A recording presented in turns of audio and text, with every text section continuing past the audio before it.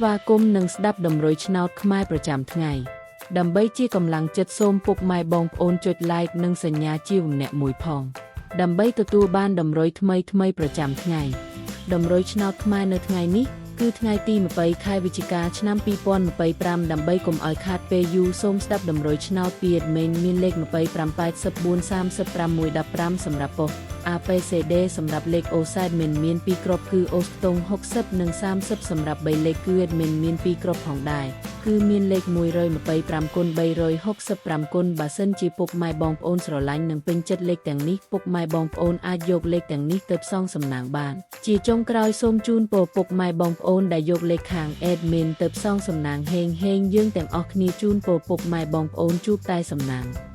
និងសុខភាពល្អសូមជម្រាបលាជួបគ្នានៅថ្ងៃស្អែកបន្តទៀត